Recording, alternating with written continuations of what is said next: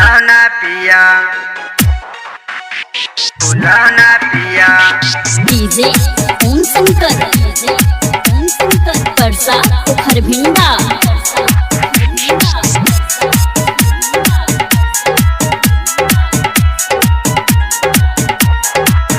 दोनों हाथ में लेके फुलौना कहता बे हम भौजी खेलौना। ए राजा जी सुन तानी। दोनों हाथ में लेके फुलौना कहता बे हम भौजी खेलौना।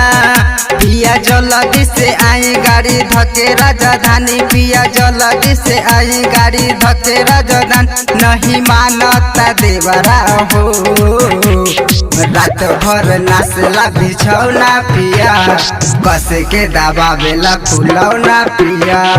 रात भर नाचला बिछौना पिया, कस के दबावेला फुलौना पिया। डीजे ओम शंकर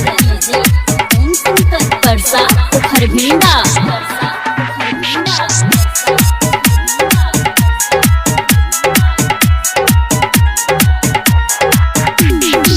कहीं सोइया देवरा के हाल हो, बिगड़ल जाता हो ओकर चाल हो। सुते हम जाल ही जो बस जरिया, अचके में खोल देता साया के डोरिया। साया के डोरिया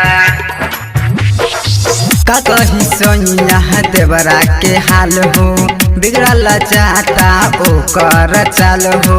सुते हम जाली ही जो बस जरिया, अचके में खोल देता साया के डोरिया। हमर मानेला ना बात रोजो काट लेता गाल, हमर मानेला ना बात रोजो काट लेता गाल। हई छोटका देवरा हो रात भर नसला बिछौना पिया, कस के दबावेला फुलौना पिया। रात भर नसला बिछौना पिया, कस के दबावेला फुलौना पिया। डीजे ओम शंकर परसा खरभिंडा।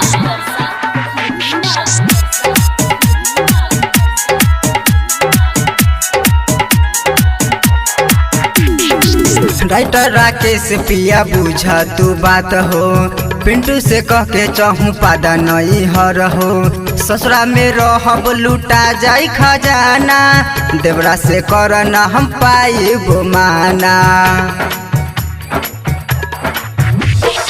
राइटर राकेश पिया बुझा तू बात हो, पिंटू से कह के चहु पादा नहीं हर हो।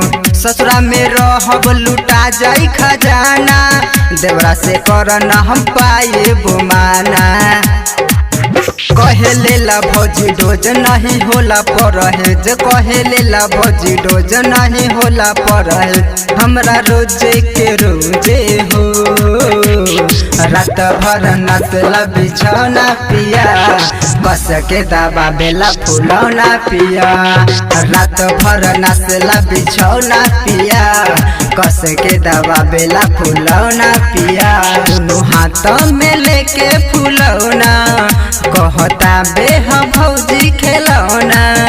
दोनों हाथ में लेके फुलौना कहता बे हम भौजी खेलौना।